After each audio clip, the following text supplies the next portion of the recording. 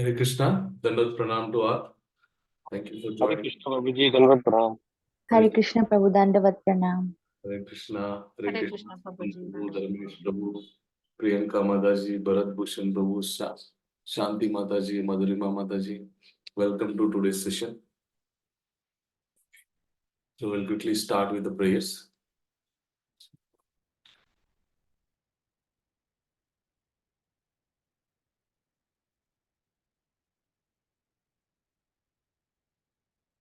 Hope all of you are able to hear me and see my screen.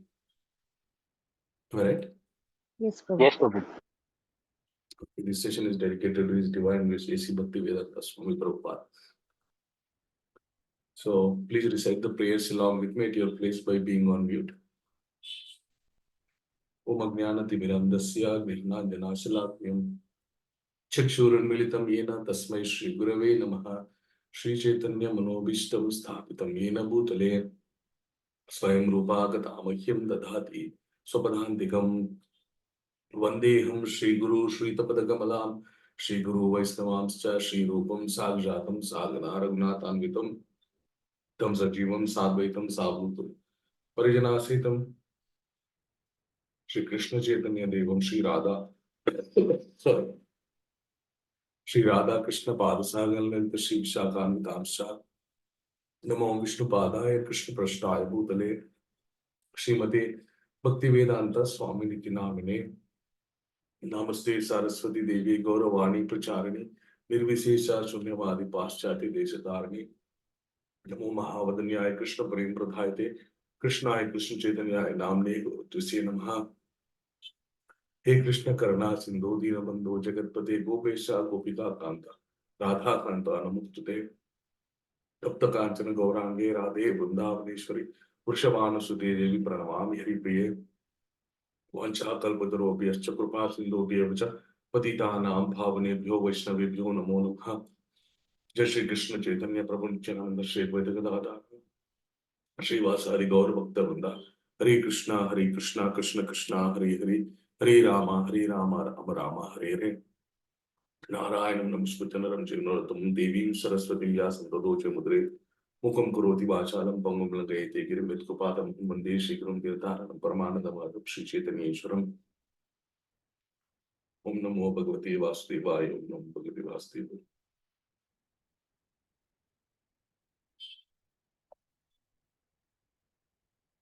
Hare Krishna. Welcome all. Thank you for joining today's session. So I welcome all.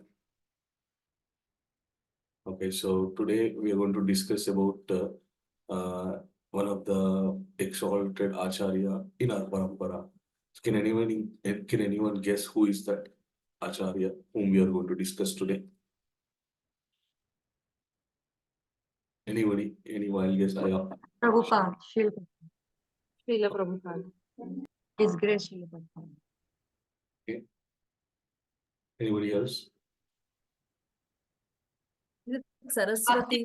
Bhakti Vedanta Saraswati. Okay. Right. So, Narad Muniji. so I got two answers correct. Prabhupada and Bhakti Siddhanta Saraswati. So Prabhupada is also correct in one sense, and Bhakti Siddhanta Saraswati is absolutely correct. How Prabhupada is also correct in the sense is, so His Divine Grace Acharya Srila Bhakti Vedanta Swami Prabhupada's Guru, he is Srila Bhakti Siddhanta Saraswati Goswami Maharaj. Actually, the Gaudiya Vaishnavas, they used to address Srila Bhakti Siddhanta Saraswati Maharaj as Prabhupada. So when Prabhupada was teaching in Western countries, so Prabhupada's disciples, they, before they addressed Srila Prabhupada as Prabhupada, they used to address our Prabhupada as Swami or Bhakti Vedanta Swami. So some disciples, they approached Prabhupada and they asked Prabhupada, my dear Swami, Bhakti Vedanta Swami, can we address you as Prabhupada as well? Because Prabhupada is the highest is a highest way of addressing an acharya. So then Prabhupada accepted that, yeah, you can address if you want. So that time onwards, they started addressing Bhaktivedanta Swami as Prabhupada. So Srila Bhakti Siddhanta Saraswati is also be addressed as Prabhupada. So His Divine Grace A.C. Bhaktivedanta Swami's Guru, spiritual Guru is Bhakti Siddhanta Saraswati Goswami Maharaj. So today we are going to understand the great pastimes of His Divine Grace, Srila Bhakti Siddhanta Saraswati Goswami Maharaj. And Bhakti Siddhanta Saraswati Goswami Maharaj is also addressed as Nrisimha Guru. He is like protector of the Gaudiya Vaishnava philosophy. So he is named as a lion of this particular parampara because his work, his way of propagating the philosophy, his way of proving this philosophy as the ultimate was, like it was how a lion takes complete command on the forest. In that way, when Bhakti Siddhanta Saraswati Goswami Maharaj was present, he has taken over the complete command on spiritual philosophy in those times when he was there in India. So people used to fear to debate with him because nobody could win the debate if they start talking to Srila Bhakti Siddhanta Saraswati Goswami. So we'll try to understand his pastimes and how Srila Prabhupada got connected to him, how Srila Prabhupada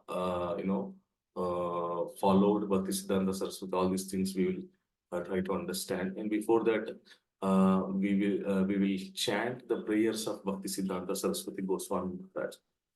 So in our parampara, every acharya, they will have a pranati mantra. Means, for example, Srila Prabhupada is there. So for Srila Prabhupada, there is a pranati mantra. That means glorifying his activities. There is a mantra. Namaste Saraswati Gauravani Prachar Nirvisheshun Shunyavadi Paschatya Deshatarni. This is the pranati mantra of Srila Prabhupada. Like this, every acharya will have a pranati mantra which has been composed by his disciples in glorifying their activities. In the same way, so Bhakti Siddhanta Saraswati Goswami Maharaj also has a pranati mantra. We will try to recite that and then we will try to discuss about him.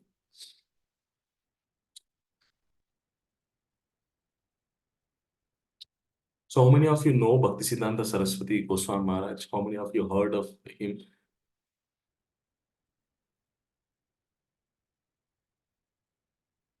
Okay, nice, great, nice.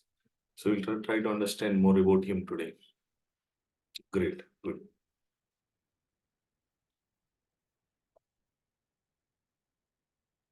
Okay. Are you able to see my screen?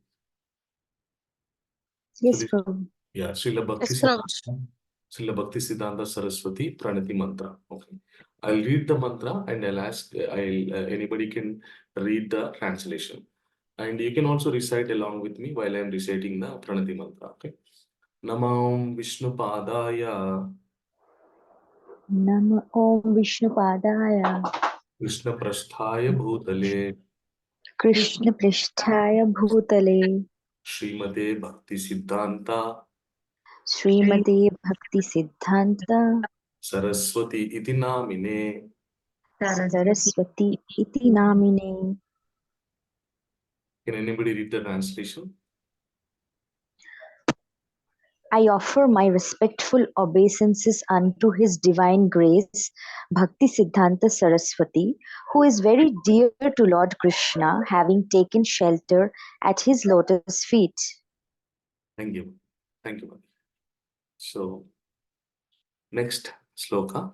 Sri Vrishabhanave Devi Shri Vrishabhanavi Devi Raitaya Krupabadhaye Daitaya Kripabadhai Krishna Sambandha Vijnana Krishna Krishna Sambandha Vijnana Dhayine Prabhave Namaha. Dhyani Kali Netrabhave Namaha. Can anybody read the translation? I offer my respects obeisances to Sri Vrindavan Devi Deity Kshabanavi Devi, Rishabhanu Devi Deity Dasi, another name of Srila Bhakti Siddhanta, Siddhanta Saraswati, who is favored by Srimati Radharani and who is the ocean of transcendental mercy and the deliverance of the signs of Krishna. Thank you, Mataji. Madhurya Ujjwala, Madhurya Ujjwala Premadhya, Prema Premadhya Shri Rupanaga Bhaktidha, Shri Shri Rupanuga Bhaktida Shri Gaurakarna, Shri Shri Gaurakaruna Shakti Vigrahaya Namostude. Shakti Shakti Vigrahaya Vigrahaya Namaste. Okay. So anybody please read translation who did not read yet? Shall I go ahead? Please go ahead, Madhuji. I offer my respectful obeisances unto you, the personified energy of Sri Chaitanya's mercy, who deliver devotional service which is enriched with conjugal love of Radha and Krishna, coming exactly in the line of revelation of Srila Rupa Goswami. Thank you, Madhuji. Namaste Gauravani, Namaste Namaste Gauravani Vani Shri Murtaye Deenatarine, Shri Murti Murtaye Karine Karine Rupanaga Rupanuga Viruddhapasiddhanta, Virupada Viruddha Siddhanta Dvantaharine. Dvantaharine. Okay, anybody please read the translation who did not read yet? Can I go ahead, Prabhuji? Go ahead, Dharmesh Prabhu. I offer my respectful obeisances unto you, who are the personified teachings of Lord Chaitanya. You are the deliverer of the fallen soul. You do not tolerate any statement which is against the teaching of devotional service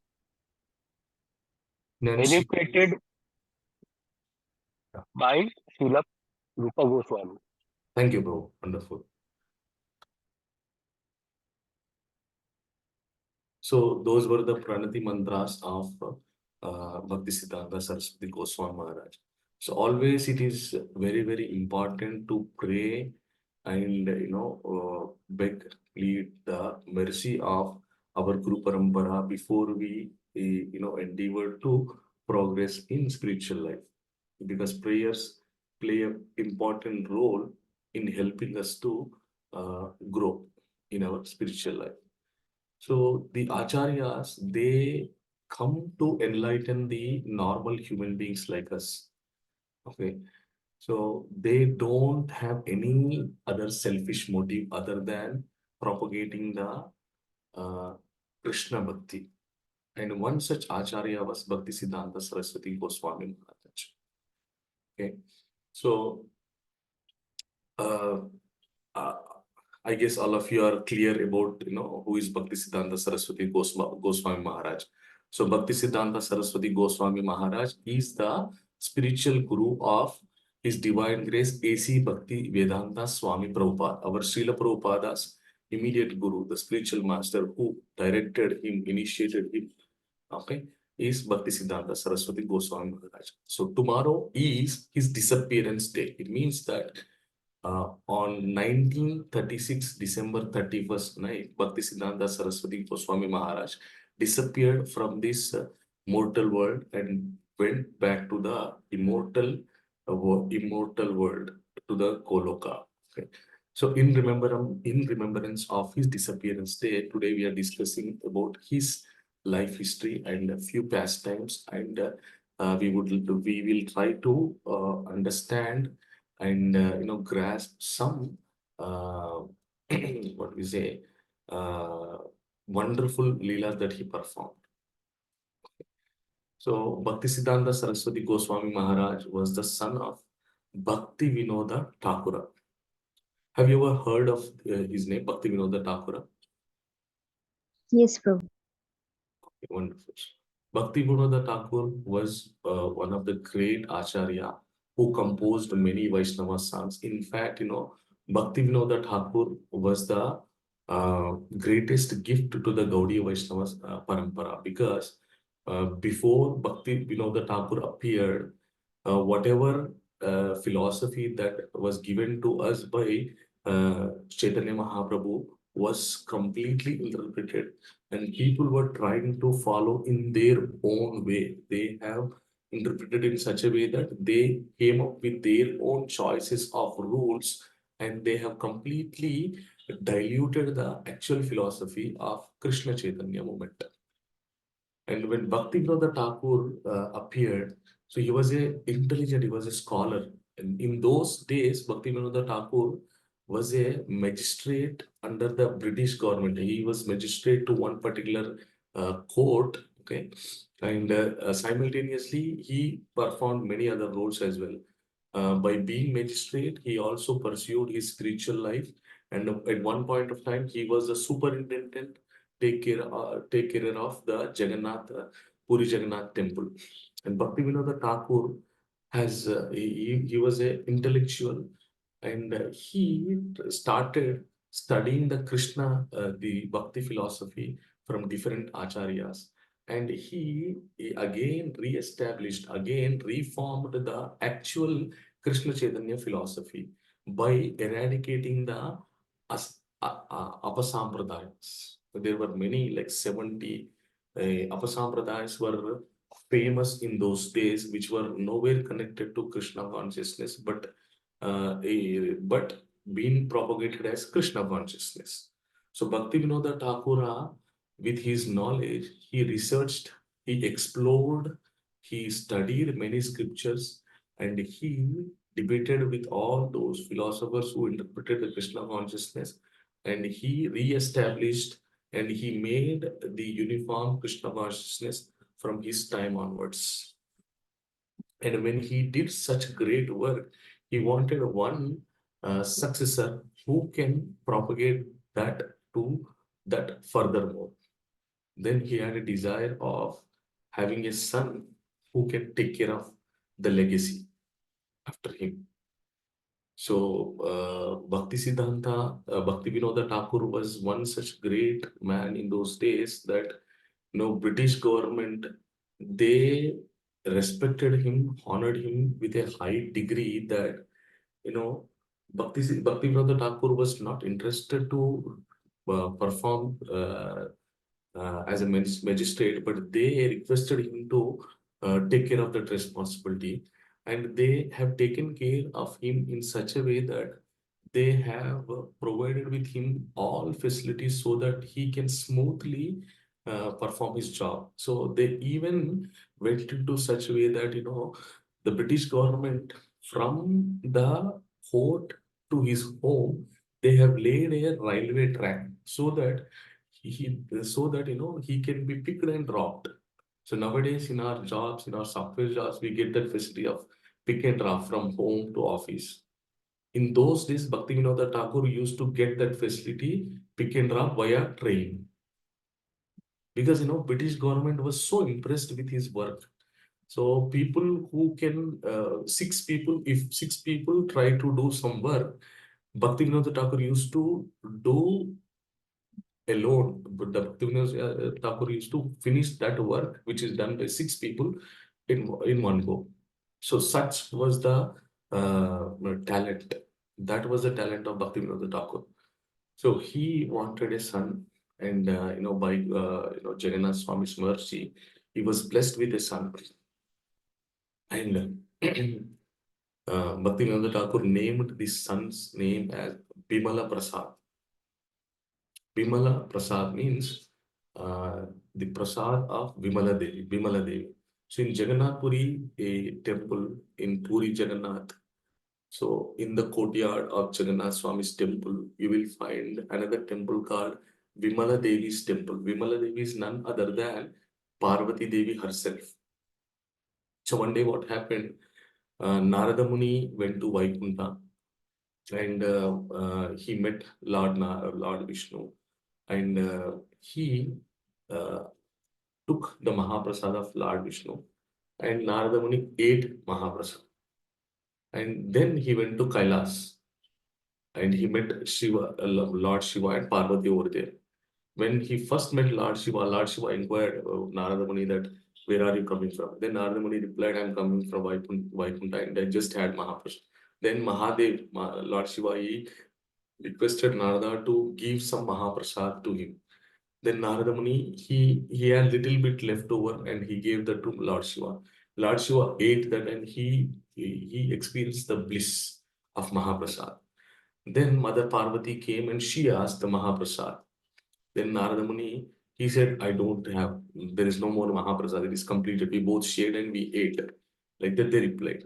Then Parvati Devi, she was so upset and she angrily she went away. And she went away and she complained to Lord Vishnu. Then Lord Vishnu assured her that from that day onwards, whatever is offered to Lord, that will again be, first it will be given to Parvati Devi itself. Then only that should be called as prasad. Like that he made a rule. And that rule is still continued, still practiced in Jagannath Puri temple. Whatever prasadam they offer to Jagannath Swami, first they will, after they offer that, then they will show it to Parvati Devi, who is named as Vimala in the Jagannath Swami's courtyard. Then that is called as Mahaprasad. So, in remembrance to that pastime, Bhaktivinoda Thakur named his son as Vimala Prasad. And that time when Vimala Prasad was born, there was huge procession going on in the Puri. Okay. And Puri Ratha Yatra was going on. Everybody was busy. The roads were completely blocked. When Ratha Yatra happens, nothing, it will be heavily crowded. Okay. So to pull the Ratha, the cart, so the complete roads will be blocked. Okay. And the people were pulling the cart. At one place, so the cart got stopped like that. It was stuck like that. Even if people were trying to pull it, but it was not moving at all. And the cart was just stood like that. Nobody was able to, push it even for a centimeter from that place where it stopped, stuck. And since, the cart was stuck like that, everybody was coming, climbing onto the Ratha, and they were touching the Jagannath Swami, because in the temple, they don't get a chance to touch Jagannath Swami deity. However, the Ratha is on the Puri roads and it is not moving. People were taking that as an advantage to touch Jagannath Swami deity. So when Bhaktivinoda got to know about this news, and Bhaktivinoda Thakur's house is on the way where the Ratha goes. When we went to Jagannath Puri, so if you go to Jagannath Puri, the road from where the Ratha goes, in that road in the adjacent side, you will find the Bhaktivinoda Thakur's house. Still it is there. So Bhaktivinoda Thakur immediately what he thought, so let me get blessings, let my son get blessings of the Jagannath Swami, like that he thought. And he took this newly born baby boy to Jagannath Swami. He kept this newly born baby boy at the feet of Jagannath Swami, and he prayed, Jagannath Swami, my dear Jagannath Swami, please bless my son so that he continues to be he continues to propagate the spiritual knowledge, become a great scholar, and become pursue spiritual life, like that. The Bhaktivinoda Thakur prayed to Jagannath Swami, and immediately a garland from Jagannath Swami's neck fell down on the Bhaktivinoda Thakur, Bhakti Siddhanta Vimala Prasad's neck. Everybody, laughed, everybody clapped. And immediately the Ratha started moving. So it was that, it was Lord's wish that one Acharya should appear to re-establish and propagate the Bhakti philosophy to the normal masses of people. So that's the reason, by divine providence, the son of Bhaktivinoda Thakur got name of Vimala Prasad, and he was great scholar. By the age of 5, between 5 to 7, See, this Vimala Prasad was able to memorize the 700 slokas of Bhagavad Gita, and he even started talking on those slokas. So that was the scholarliness of Bhakti Vimala Prasad. And everybody was shocked to see his memory power, the way he used to understand. One day, when the class was going on, Vimala Prasad was sleeping. And the class teacher got angry and he went to Vimala Prasad and he asked, "Why are you sleeping? Is this the way? Is this the place to sleep? You are not listening to my class." Like that, the class teacher chastised Vimala Prasad. So Vimala Prasad immediately, started talking to the class teacher, and he said that, I know what you told, what are you telling, and what you're going to tell also. I know I can tell like that. He immediately started telling, the subject to the class teacher, what happened, what is going on, and what the teacher is going to tell like that. Everything he explained. Then, the class teacher was shocked to listen this, a subject from Bhakti Vimala Prasad. And he said, it's better that you sleep because, if you don't sleep, if you start taking the class, nobody will respect like that, the class teacher told. And he did not disturb Vimala Prasad. So that was the talent of Vimala Prasad. Okay. So when Vimala Prasad grew to teenage, so he was very much interested in philosophy, spiritual knowledge. He has studied astrology, Surya Siddhanta, and many other scriptures, Bhagavatam, Bhagavad Gita. He understood the philosophy, and because he has a great, uh, you know, he was gifted because his father himself was a great scholar, spiritual scholar.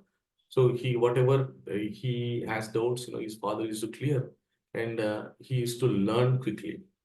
And Bhaktisiddhanta Saraswati Thakur, he prepared 300 years calendar because he was very much prominent in astrology and the Surya Siddhanta, Sauramana, and all those topics. So when Bhaktivinoda Thakur wanted his son to get initiated and become serious in his spiritual life. So what Bhaktivinoda Thakur thought was, Bhaktivinoda Thakur was already initiated, he was a great guru in those times, but he doesn't want his son to get initiated from him. So Bhaktivinoda Thakur wanted Vimala Prasad to take initiation from another Acharya. So that Acharya's name is Gaura Kishore Babaji Maharaj. So he's also one of the Acharya in our Brahmamada Gaudiya Parampara. So this Gaur Kishore Babaji Maharaj was exalted personality. People call him like, there are three levels of, there are three levels in Bhakti. People are graded in three levels. It is said that, Kanishtadhikari, Madhyamadhikari, Uttamadhikari. So the Kanishta is the one who is just, started practicing, but still struggling to practice and all those. And Madhyamadhikari is, reached to certain level, practicing bhakti, regulative principles, all those, learned some philosophy, able to preach, but still, need to get perfection.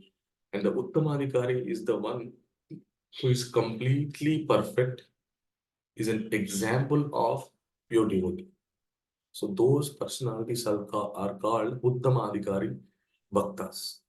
So Gaur Kishore Babaji was one such personality who got named as Uttamadhikari Bhakta. And this Gaur Kishore Babaji was a example, synonym of renunciation. Such was the such was his austerities. He used to follow austerities in such a way that he became a example. So people used to afraid to go nearby him because he never used to entertain any people if they come with any material desires. He used to scold, shout, yell on them if they come with any material desires. He wantedly, made himself to isolate from normal people. He never enjoyed any kind of comfortables in his life while practicing the bhakti. Okay. See, so exalted, Paramahamsa Parivrajaka he was. Paramahamsa means, people who are at a very high level renunciation form, or people who are in a great sannyasis, they will be addressed as Paramahamsas. Paramahamsa, why they are addressed as Paramahamsa means, the Hamsa has a quality that, it can, if you mix water and milk together and if you put it to Hamsa, the bird swan, what it does is it will only drink milk. It will separate water from the milk. In the same way, the sannyasis who are exalted personalities, they also can discriminate who is coming with material desires and who is coming for spiritual desires. They can discriminate and they can um, behave with them in that way. That's the reason they are called Paramahamsas. So Gaur Kishore Babaji Maharaj. So Bhakti Vinoda Thakur wanted Bimala Prasad to take initiation from Gaur Kishore Babaji Maharaj. So he instructed Bimala Prasad to approach Gaur Kishore Babaji Maharaj and impress him, request him to bless with Diksha, initiation. And Bimala Prasad, by the time when he approached Gaur Kishore Babaji, Vimala Prasad was so famous that nobody could debate, nobody could win in spiritual debates with him. So that was the strength, spiritual strength of Vimala Prasad. When Vimala Prasad approached Gaur Kishore Babaji, he never used to give any classes, no spiritual discourses. He used to chant in isolated places. He used to eat whatever he gets in Madhukari, begging whatever he gets, he used to eat that and he used to be happy by chanting. Okay.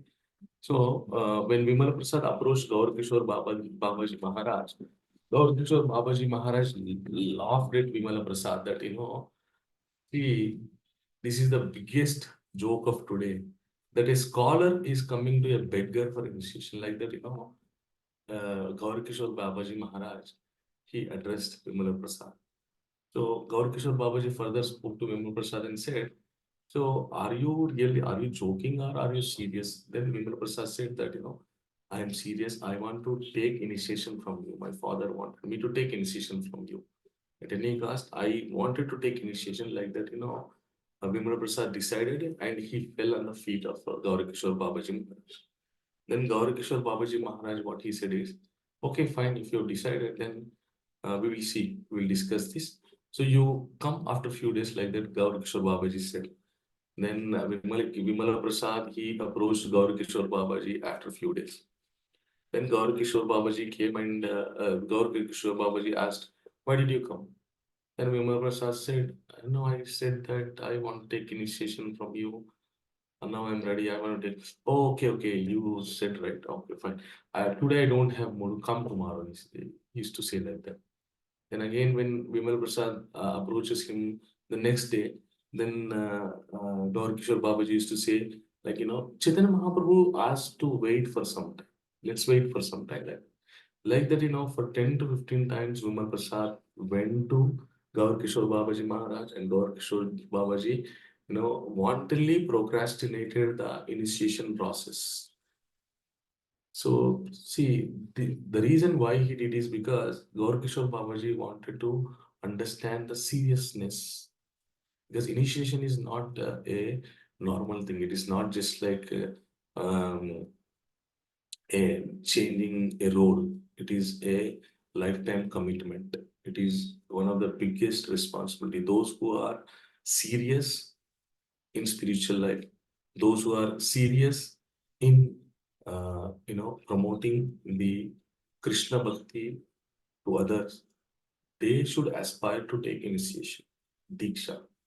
Diksha is a responsibility. It's not just a changing role or changing name. So Gaur Kishore Babaji wanted to test the seriousness of Bhakti Siddhanta Saraswati Goswami Maharaj. That's the reason he procrastinated. And one day, Vimala Prasad was so upset like, he was like, fed up with repeated, approaches. Then, Vimala Prasad decided that, today, if I don't get initiation, I will end my life. Because, if I am not fit to get initiated by one guru, then what am I? Why am I leading a life? If I don't get initiation, what is the meaning of my life? What is the use of my life? That's how he thought, and he went to Gaur Kishore Babaji Maharaj and he approved him. He told Gaur Kishore Babaji Maharaj, Maharaj, I want to take initiation from you. Are you going to give me initiation or not? If not, I am going to jump into Ganga and end my life. Like that, Vimala Prasad was clear about his decision. Then Gaur Kishore Babaji Maharaj looked at Vimala Prasad and he said, okay, go jump into Ganga, I said. Then without second thought, Vimla Prasad, he started walking towards Ganga to jump into Ganga without looking back. He immediately he was walking fastly to jump into Ganga. And Vimla Prasad was going to jump into Ganga. And Gaur Kishore Babaji Maharaj, he said, go jump into Ganga, take a dip and come back. I'm going to give initiation. Like that he said. Then Vimla Prasad went, took a dip in Ganga and he came back. Then Gauri Kishore Babaji Maharaj did him with the Diksha. So he initiated Bhakti Siddhanta Saraswati Goswami Maharaj. After the initiation, as I said, initiation is not just changing role, it is a lifetime commitment, it is a responsibility to become, it's the biggest responsibility, and it is for those who are very serious in spiritual life. So Bhakti Siddhanta Saraswati Goswami Maharaj, before starting his actual spiritual life after initiation, Bhakti Siddhanta Saraswati Goswami Maharaj wanted to understand, undergo the sweetness, the ecstasy, the mood of the holy name. He took a vow to chant Hare Krishna Mahamantra for 1 billion times.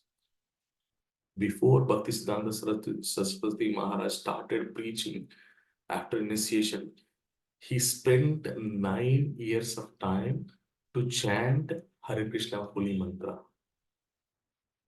for 1 billion times. He constructed a house, a small hut, and in that hut he used to live, and he used to eat only one time rice, that's it. Okay.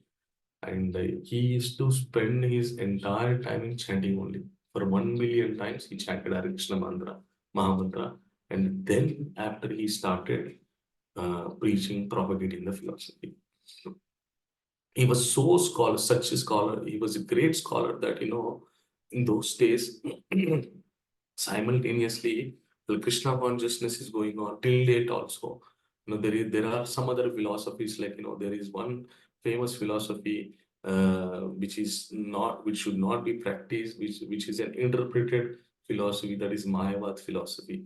How many of you have heard about Mayavad philosophy? Mayavadi, have you ever, if you read Prabhupada's books, you will listen this term Mayavad, something like that. Any of you know the definition, the meaning of Mayavad? In your words, you can tell, no problem. What is your understanding about Mayavad philosophy? Hare Krishna Prabhu. Yes, Mataji. Prabhu, can I try? Yeah. From Prabhupada's some books I have heard of this. And what I understood is the Mayavadi philosophy understands God as impersonal, and the end goal is to reach Brahma Jyoti. That they don't see God as a human form who came with Leelas, like that. This much is my little understanding, Prabhu. Okay. Who is this? Pooja Kataria Mataji or Madhurima Mataji? Madhurima Chaudhary. Okay, Madhurima Mataji. Thank you, Madhurima. Anybody else want to share some inputs? What is Mayavad? Mayavad philosophy, Mayavadis? Okay, fine, no problem. So, yeah, Mayavad philosophy means, so there is some category of spiritual practitioners, what they consider, what they come with speculative mind is that they openly say that, all this, chanting, worshipping Lord, idol worship, till certain level you have to worship.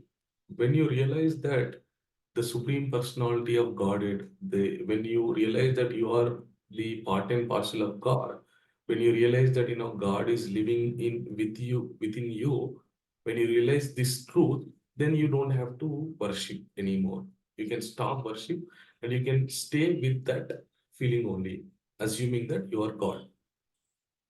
There's no difference between you and God. So this kind of interpreted understanding, those who has, they are called as Maya. So Krishna himself said, Mamaivam so jiva loke jiva bhuta sanatana manashyashtani indriyani prakritisvam karshati. Krishna said that these jiva bhutas are my amshas. They are part and parcels of me only. So if somebody doesn't understand it properly, they assume that, yes, Krishna himself is telling that we are nothing but him. Then we should also assume that we also are gods. This seems to be a little bit, little bit, what do we say, curious and little bit interesting that, am I God? When I have all the qualities of God, then I should also be called as God. Okay. However, see, Lord is Paramatma and we are Jiva. If we assume like God, so God means those who possess 6 qualities, all auspiciousness, renunciation, Shema, Dama. There are 6 qualities, 6 opulences. One who possesses that personality is called Bhagavan. But we are Jiva. See, if you say God, then you should be able or capable to perform the leelas like God. Krishna lifted Govardhangiri on his finger. Can we lift? We can't even lift water bottle on our finger. So how can we address ourselves as God? Just because one quality that matches from from Supreme Personality to us, like Supreme Personality is also Sanatan. There is no beginning or ending to him, and for us also there is no beginning or ending to him. Then with the both of us share this quality, but that doesn't mean that we also have all the potencies of Supreme Personality. We cannot address that, right? So some, interpreted philosophers, they, come up with this kind of propaganda that when you realize that you are part and parcel of God, when you are Amsha of God, then that is ultimate. You don't have to worship. So you can put a full stop to all worships. You just have to live in that bliss, assuming that you are God. Like that, people will uh, preach, and such people are called Mayavadis. And there is one another category who are called Brahmavadis. Brahmavadis, in the sense, there is one category, and this Mayavadis also, they say that God is impersonal, where we have to we came from that impersonalism, and we share the same qualities. So once we leave the body, then we become God, like that they say. And Brahmavadis, another category, what they say is, they also say that God is impersonal, but they worship God in a ideal form, and they aim for Sahyajya Mukti. They don't proclaim that they are God, but they aim for Sahyajya Mukti. That means merging into the impersonal affiliations, Brahma Jyoti. There are very few. It is very difficult to discriminate between Brahmavadi and Mayavadi. However, we should respect Brahmavadi. That is their own choice. But we as a bhakta, we always aim to become servant, pure servant of Lord. Even after leaving this body, we aspire to, continue the individuality of becoming a servant of God. With this pure feeling the Brahmavadis and Mayavadis doesn't have. So Brahmavadis, to some level, they're okay, but Mayavadi is completely gone case. Krishna says in Bhagavad Gita that Ishwaroham ahambogi siddhoham balavan sukhi adyo vijanavanasya ponyosya sadruso maya ikshedasya ithya jnana vimohita. Krishna says those who proclaim themselves as Ishvara, those who proclaim themselves as God, is nothing but a foolish person, Moda. Yes, they don't believe in idol worship also. Moda. Krishna clearly told in Bhagavad Gita 17th chapter, Ishwaroham aham bhogi balavan. So those who proclaim themselves as Ishvara, they are nothing but foolish. They are in tamasic gun. Like that Krishna clearly told. Krishna told that Jivas are Mayamshas. They also share the same quality of being eternal like me. However, they are being controlled by Prakriti, but I am not. Okay, that the Jiva should understand when they take shelter of me, then they get rid of the three modes of Prakriti and they become spiritual and they also come to my eternal place. However, if somebody tries to misunderstand this and they claim themselves as God, they are nothing but Mudas. So like that's the reason, in India, taking this as because why we, insist, request, suggest to read Srila Prabhupada's book Bhagavad Gita is that Srila Prabhupada has mentioned, has, translated the true feeling of Lord Krishna, that Lord wanted us to become his devotees. Okay. So there are many authors who translate Bhagavad Gita in their own versions, their own speculative knowledges. So from that kind of interpretation, these, these philosophies come into picture. And, people say that, I don't want to name, but some great acharyas, they introduced, so they, spoke a lot, but, the followers of those great acharyas, they interpreted it. Because of these wrong interpretations, those great acharyas' name also got spoiled. So that's the reason you will see in India, every now and then one person will come and proclaim himself as God. From today onwards, I'm God. I'll start my own business. Then come, worship me, and get your desires fulfilled. Like that, people will start just by understanding little philosophy, which is interpreted, diluted. Okay? And people will start believing. So that's the reason when you choose spiritual path, you have to choose very, very particularly, very, very selectively.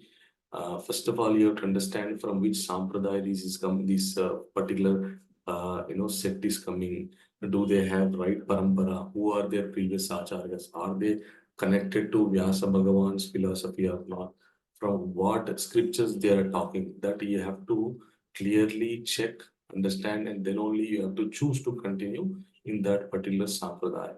So we come from Brahma Madhav Gaudiya Sampradaya. This sampradaya was started by Madhvacharya. Madhvacharya, did translation of Vedanta Sutras, and he went to Vyasadeva. He took Vyasa Bhagavan's permission, and then he started propagating this Dvaita Sampradaya. We come into this particular Dvaita philosophy, and this is called Brahma Sampradaya. There are about 37 acharyas in our sampradaya, in our parampara, and we continue that same legacy. And in our parampara, everybody, believes one thing. So Paramatma and Jivatma, there are two things in this world. Jivatma is always subordinate to Paramatma. This is our clear understanding. That is what is being told in scriptures.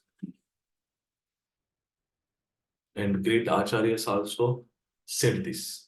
And Bhakti Siddhanta Saraswati Maharaj, he used to, debate with these Mayavadi philosophies who claim themselves as God. and he used to chase them. Bhaktisiddhanta Saraswati Maharaj was a nightmare to those Mayavada philosophers. They were so panicked, scared to even cross through the street where Bhaktisiddhanta Saraswati Maharaj was living. Such a great personality was Bhaktisiddhanta Goswami Maharaj. He was named as Narsimha Guru. Narsimha Bhagwan is the protector of devotees, the bhaktas. So those times Bhaktisiddhanta Saraswati was protector of Krishna Chaitanya movement. And Siddhanta Saraswati Goswami Maharaj preached a lot. His preachings were so impactful that whoever listens to his discourses, they used to immediately become surrendered to he surrendered to him. And Bhaktisiddhanta Saraswati used to deliver classes, philosophy, discourses in such a way that even if nobody is present in the class, he said once, there was a schedule of class. And Bhaktisiddhanta Saraswati Goswami's disciples came and said to Maharaj that Maharaj, today we may not expect heavy crowd. Then Bhaktisiddhanta Saraswati Swami said that, if nobody turns up to the class, I will talk to the walls. But I don't stop giving class.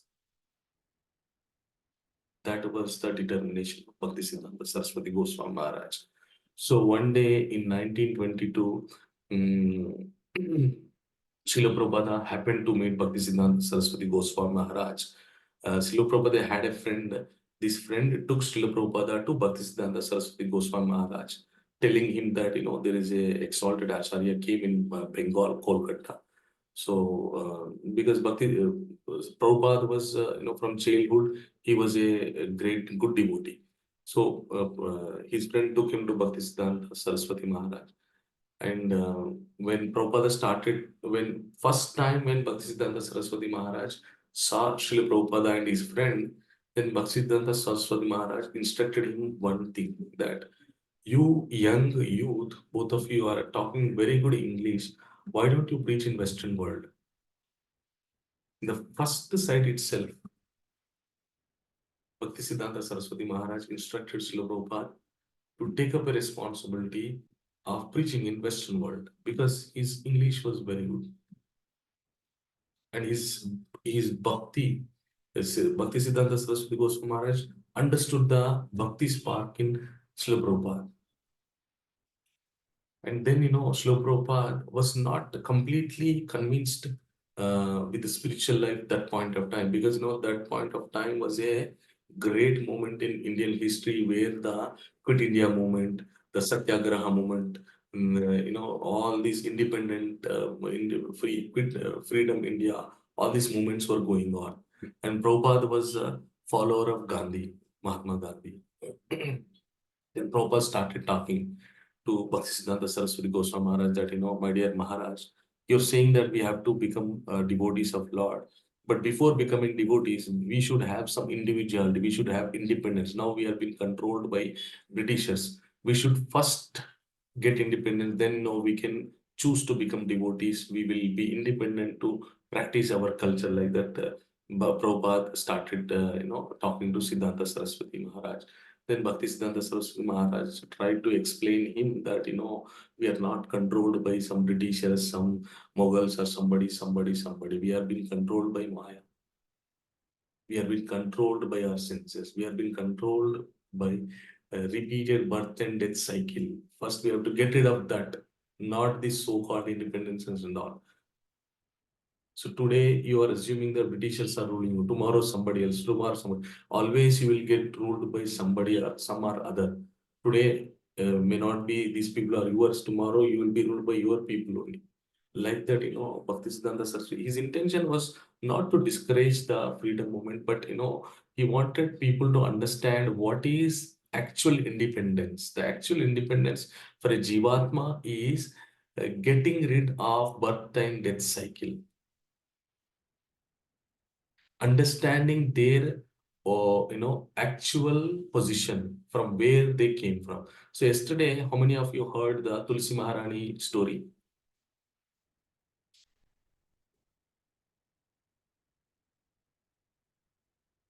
Okay. So can anybody tell from where Tulsi Maharani came? What was her actual position? She came from Golak planet. Okay.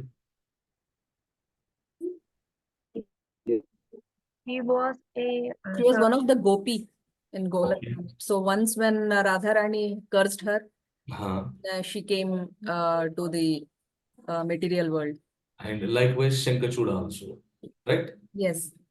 Okay. So what did you understand by this story?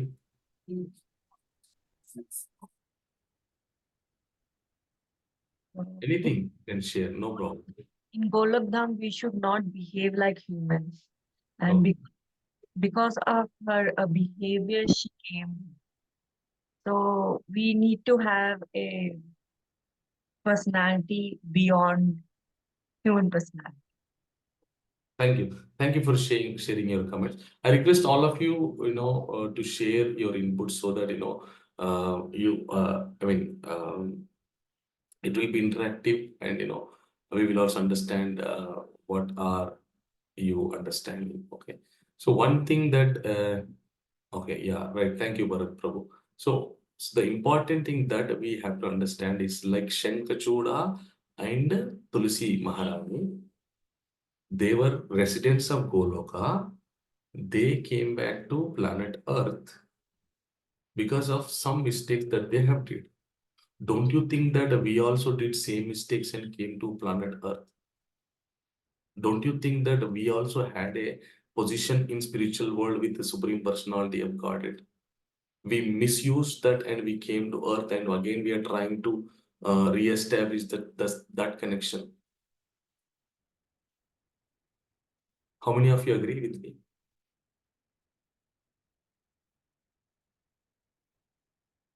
Only two? Yes, Prabhuji. Shanti Mataji, Priyanka Mataji, Srinivas Prabhu, others Mataji. Okay.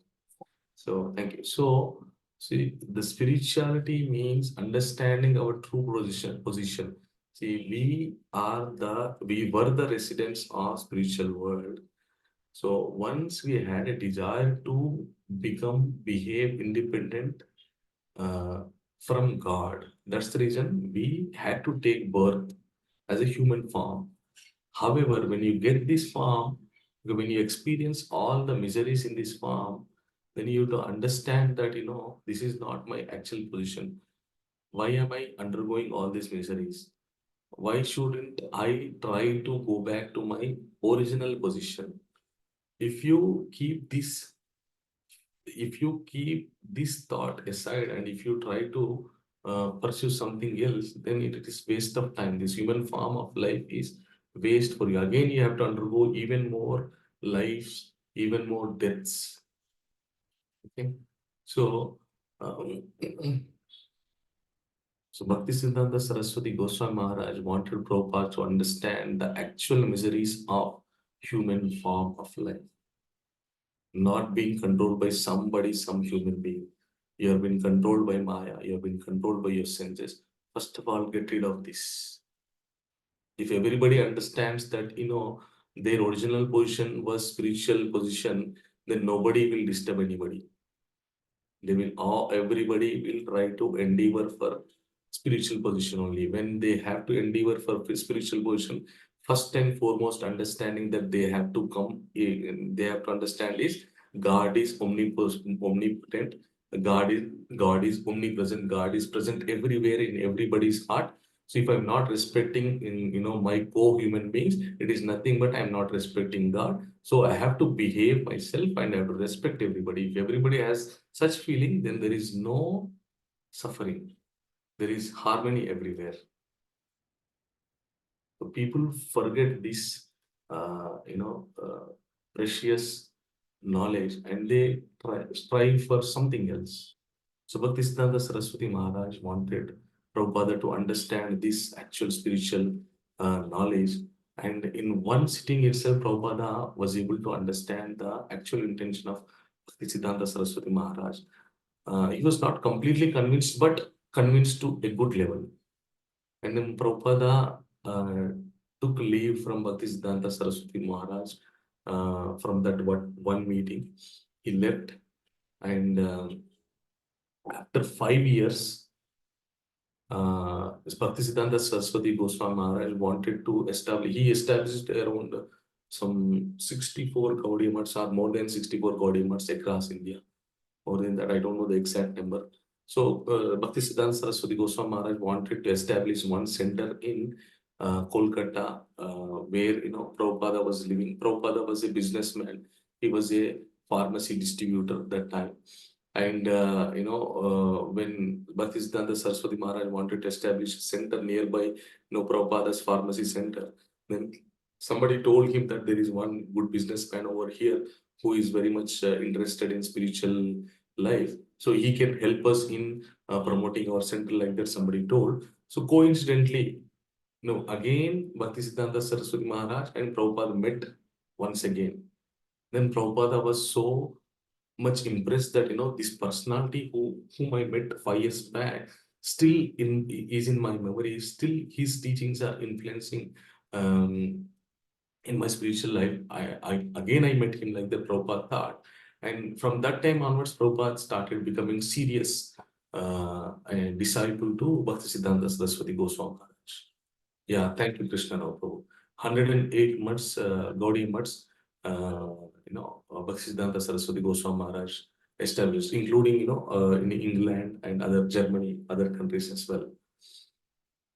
So, Bhaktisiddhanta Saraswati Maharaj, in those days, his teachings were so impactful that, always British rulers, they used to be very vigilant and, check wherever there are secret meetings are happening, because people, they were not allowed to conduct open meetings to speak, because they were afraid of people getting, interested towards the freedom movement.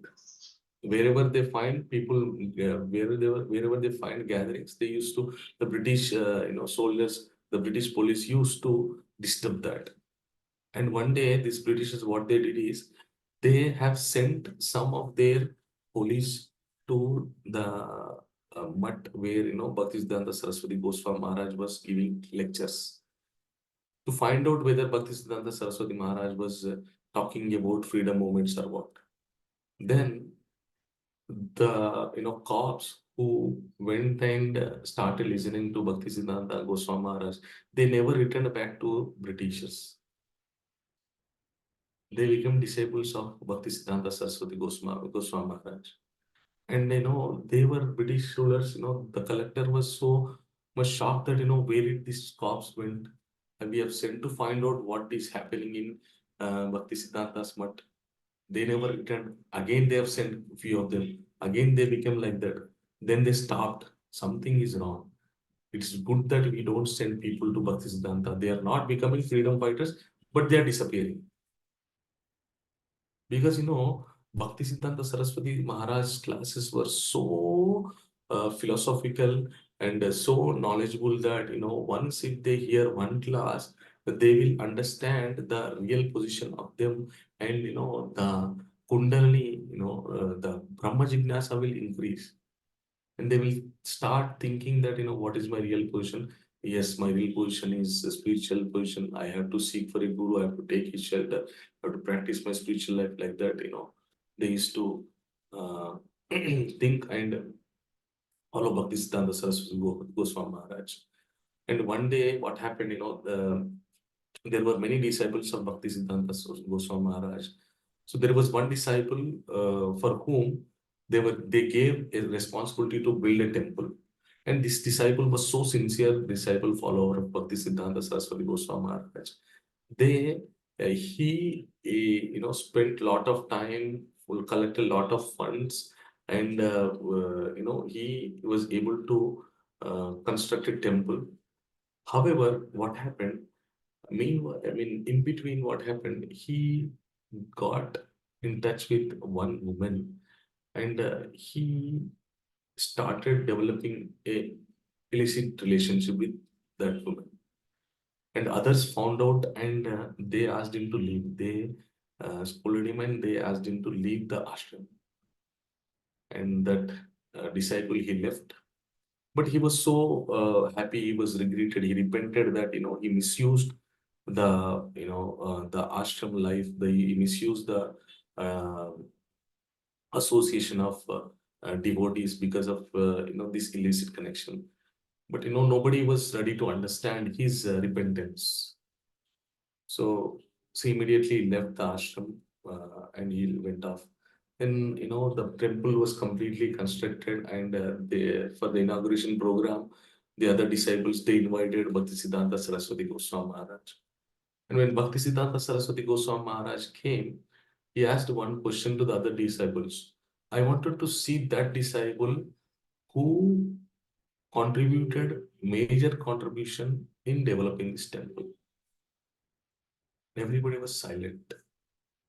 They didn't talk about him, but Bhaktisiddhanta Saraswati Goswami Maharaj insisted them to uh, bring the devotee. Then some devotees, they said that they told about what was happened. Bhaktisiddhanta Saraswati Goswami Maharaj said, you did wrong. You call the devotee like that, Bhaktisiddhanta Saraswati Goswami Maharaj told. They immediately went to that disciple, and the disciple, he left everything. He started working in a hotel to take care of his livelihood. And when this disciple got to know that, Bhaktisiddhanta Goswami Maharaj inquiring about him, he immediately left his position and he ran to Bhaktisiddhanta Goswami Maharaj, and he fell on the feet of Bhaktisiddhanta Goswami Maharaj with a tearful eyes and pleaded Maharaj to excuse him. And Bhaktisiddhanta Saraswati Goswami Maharaj excused him, and he again invited him to the ashram, and they gave him responsibilities. They allowed him to continue his spiritual life, and that was the great attitude of Bhaktisiddhanta Saraswati Goswami Maharaj. He used to recognize everybody. He never used to discourage anybody. Though he was a very angry person, but still at heart level, he was very, very humble in recognizing the efforts of devotees. He used to respect every individual devotee's feelings. So Bhaktisiddhanta Saraswati Goswami Maharaj, then he met Prabhupada, and Prabhupada met Bhaktisiddhanta Saraswati Goswami Maharaj. There were a couple of meetings between both of them, and Prabhupada took initiation from a spiritual master. And Bhaktisiddhanta Saraswati Maharaj was so confident that Prabhupada will take care of the Western preaching. When Bhaktisiddhanta Saraswati Maharaj was there, there was like, he was a bit disturbed with the internal dealings that were happening within his ashram. But still, he was very confident on Prabhupada that Prabhupada will take care of the Western preaching, and one day he will propagate this Krishna consciousness to the world. And it happened so. Because, the and Bhaktisiddhanta Saraswati Goswami Maharaj was so great disciple that, till date, like, when he was a child, when he was about 5 years, one day Bhaktisiddhanta Saraswati Goswami Maharaj, he was eating a mango. And immediately Bhaktivinoda Thakur told him that, hey, Vimala Prasad, this mango was not offered to Krishna. Immediately he threw that mango, and in his entire life, he never touched mango. Such was the determination of Bhaktisiddhanta Saraswati Goswami Maharaj.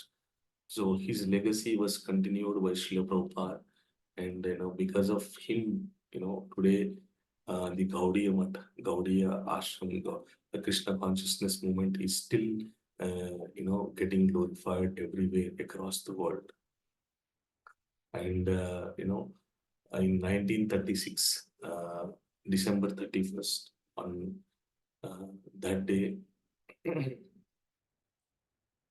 Bhaktisiddhanta Saraswati Goswami Maharaj disappeared from this mortal world, and he went back to immortal world. And before going that, he gave a biggest responsibility to Srila Prabhupada, that preach Krishna consciousness in Western world. And Bhaktisiddhanta Saraswati Goswami Maharaj, till date, there is where Bhaktisiddhanta Saraswati Maharaj met Prabhupada, and the place where Saraswati Maharaj used to stay, that place is still there in Kolkata. When we went to Mayapur Yatra, we halted in Kolkata for one day, and we visited that place, which is in Kolkata. There is a place called Ulta Danga. That place, this mutt is there. So actually, that mutt was taken over by Bhaktisiddhanta Saraswati Goswami Maharaja's brother. He took the command on that when Bhakti Vinod Thakur left the world. So the properties were captured by his elder son, and Bhaktisiddhanta Saraswati Maharaj could not take back that particular mutt from him. But somehow his disciples, they have planned, and they wanted to fulfill his spiritual master's desire to bring back that particular place where Bhakti Vinod Thakur, Bhaktisiddhanta Saraswati Thakur used to live, and they give lectures. So what they did, uh, they played a drama in front of that particular property where Saraswati Maharaj's brother was living, and he never wanted to hand over that to Saraswati Maharaj. So what they did, they dressed themselves like robbers, some um, gundas, and they started fighting in front of that property, saying that I want to buy this property, and they themselves were fighting with each other, saying that I want to buy this property, I want to buy this at any cost. Like that, they were fighting each other, and uh, some third person came in that this is already been purchased by somebody else. Somebody else is heading this property, like that. Somebody within their group, somebody came and told. Then both of these three of them, what they decided is that now let's kill that person who is heading this property and then capture this property. Like that, they started shouting with a high pitch. Then this the brother of Saraswati Maharaj heard this, and he was afraid that these robbers may kill. Like that, he afraid, and he immediately left that property and he ran away. And these disciples of Saraswati Maharaj, they immediately captured that property and they gifted to Bhakti Siddhanta Saraswati Goswami Maharaj. And that building where Bhakti Siddhanta Saraswati Goswami Maharaj lived till his last breath, that is being again taken by ISKCON, and that has been again taken by ISKCON and is developed, and that place is called the birthplace of ISKCON. So you can still now till date you can go and you can see the mutt. Okay. So that yes, Sima Mataji. Yeah, so the birthplace of ISKCON is called the mutt where Bhaktisiddhanta Saraswati Goswami Maharaj lived once. So as I said, before Bhaktisiddhanta Saraswati Goswami Maharaj leaving the world, he instructed Prabhupada to preach Krishna consciousness in Western world, and Prabhupada preached. Hence, later what history happened. So those are the glories of Bhaktisiddhanta Saraswati Goswami Maharaj. So I was able to convey a few pastimes. There are many pastimes, there are many what is it? Encouraging stories. So it'll take a lot of time to discuss all of those. So the mutt is in Calcutta. There is a place in Calcutta, West Bengal. The place is called Ulthadanga. There you will find this mutt, birthplace of ISKCON. So here I want to stop for today. So tomorrow is Bhakti Siddhanta Saraswati Goswami Maharaj disappearance day. So those who are following, they will fast till noon, till afternoon, and then they take a regular food after afternoon in remembrance of Bhakti Siddhanta Saraswati Goswami Maharaj. So that's all. So if anybody has any other questions, you can ask. Hare Krishna, Prabhuji. Hare Krishna Mataji. Yes. Prabhuji, you said no that Bhakti Siddhanta Swami's house is in Puri. Still it is there. Yes. Can you where it is Okay. exactly? Yeah, I'll tell you, Mataji. Have you visited Jagannath Puri? Yes, Prabhuji. I'm from Odisha only, so Oh, I great. will. Great. So, in Jagannath Puri, when you when you come from temple, the road from which the Jagannath Ratha travels, okay, there you will find two hotels, Niladri, and there is one another hotel. Okay, so there is one hotel called Niladri. Okay, That's yeah, just beside to that hotel, you will find this Bhakti Vinod Thakur's house. Now, till now, you will find Gaudiya Vaishnavas, they do Mangalarati. It will be written on the, building itself, House of Bhakti Vinod Thakur, like that. okay. Okay, Prabhuji.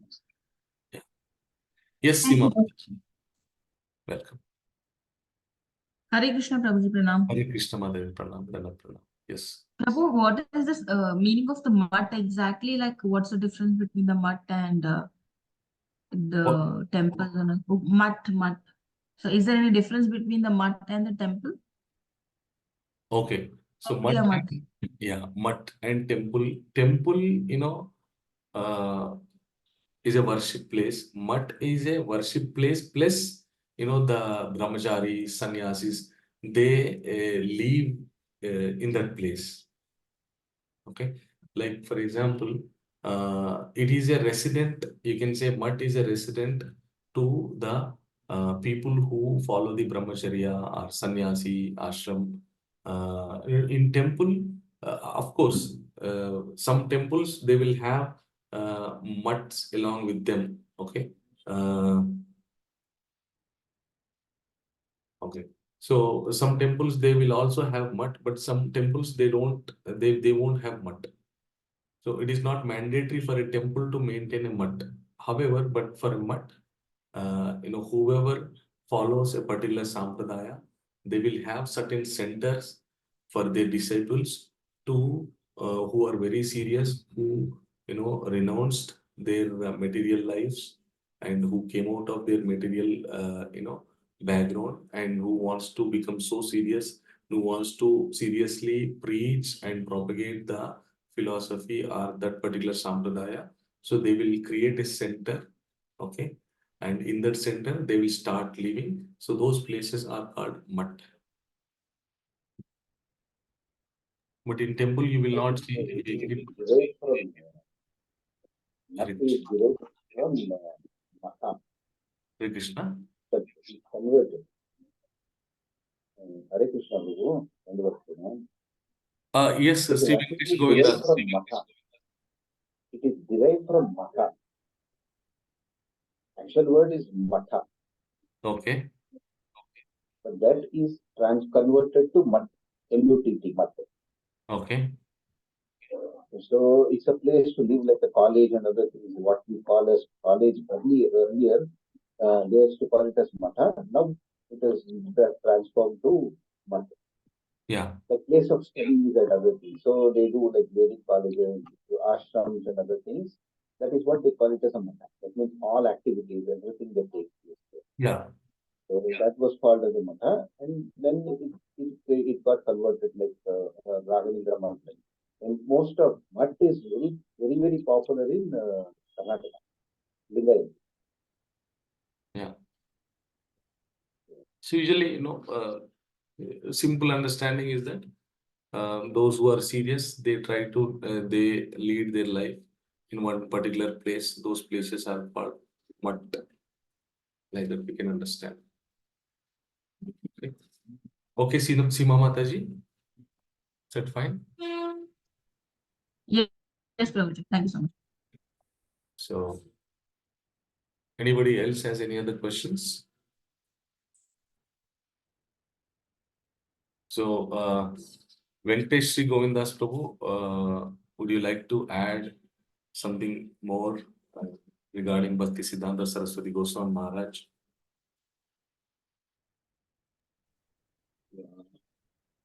All I can say is, Yeah. all we can see is he is the inspiring figure for Bhakti.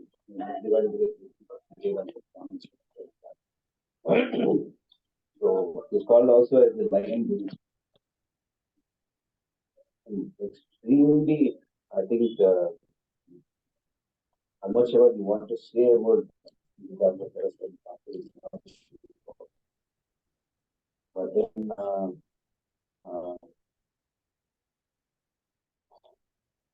yeah, his book, his command over subject, and his conviction of only one thing, that you were given, he said mango. When you were young, you were just eating on mango, and somebody, when his father asked, did you offer it? He said, no. And he has not touched mango for his entire life. Yeah. Therefore, the conviction, you have to offer.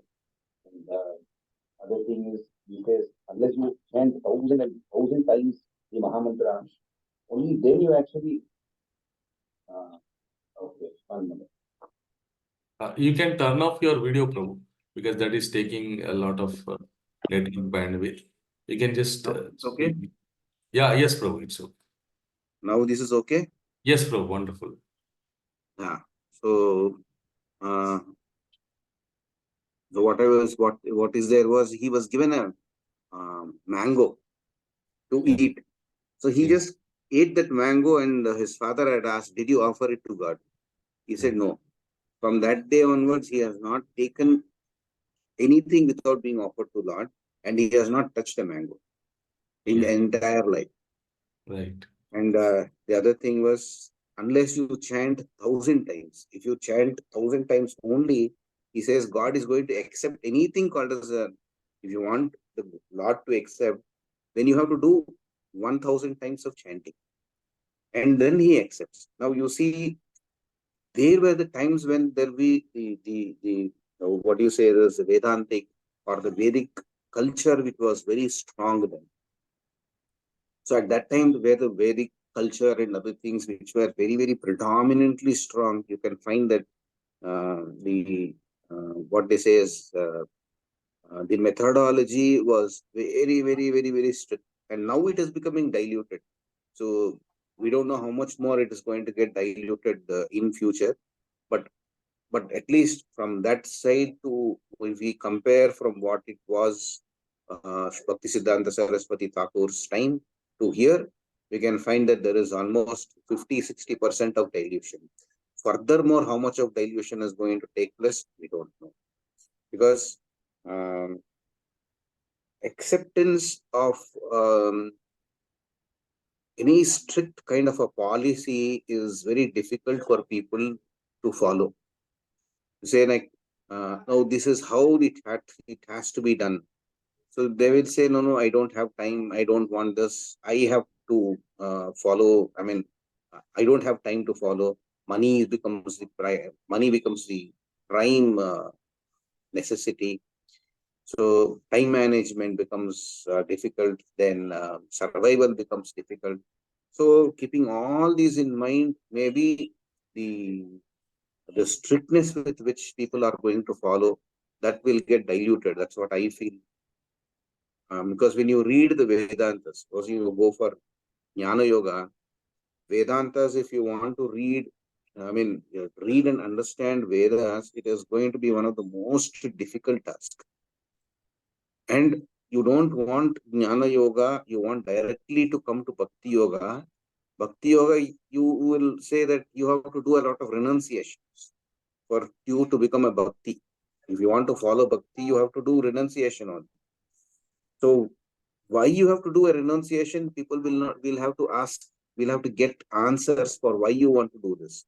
So what kind of, if there is jnana, that means you can at least go and tell somebody that this is my jnana. But in a Bhakti Yoga that is there, what is it that people will actually look for in a Bhakti? Yes, okay, I'm a Bhakti, I'm a devotee, I'm this and that. But then finally, what kind of a devotee are you? How pure are you? Or where are you? Which class are you? So many questions that are going to be asked. So you look at His Holiness Jayapataka Swami Maharaj when he says Chaitanya Mahaprabhu is not so popular. He says no, Chaitanya Mahaprabhu has not become so popular as it has to be. Why it is not being popular? Because maybe the Bhakti Yoga that is there, if that has to be promoted completely in this world, then a lot of restrictions, like you say, food restrictions. You look at any Brahmin family, they follow certain restrictions. They follow certain food restrictions. Now, this is how you have to do, how you have to approach the Lord. But with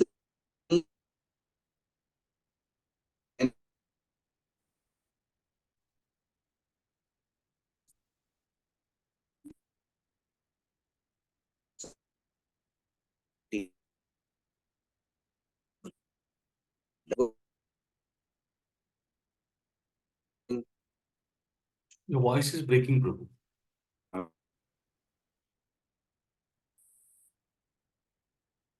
I think we have to keep in mind and then keep reading as much as possible. Keep reading books, because only when you read books you can actually get to know what exactly Srila Prabhupada is trying to convey. Because when I am reading these books, after fifth to sixth time only, I'm actually able to understand what he's actually trying to convey. So until then, sadhu sangha that is there, this particular these types of associations, not just listening one part. You have to speak. You have to tell out what you understood. And once you start speaking and then saying that, okay, this is what I understood. Is that the right way that I have to learn? Then your convictions or your false thinkings, that will, it will go away and then come into a right picture. That's what I feel. Because this is a right platform where you have Bhagavad Gita being spoken with almost a very broad description, broad discussion that is going on, and a chance for everyone to understand, like, what is it, open out and then say, like, this is my thought, this is my feeling. How do I? Is it right? Is it wrong? So it gives a very, very good platform, I feel, for us to learn, because if they make good use of this, it will be very good. That's what I feel. And Bhakti Siddhanta Saraswati Thakur's books are just like a treasure house. Yes, Prabhu. Yes. Thank you, Prabhu. Thank you for sharing your valuable inputs. Appreciate that. Thank you. So, anybody has any other comments? Anybody has any questions or want to add something? Please, you're welcome.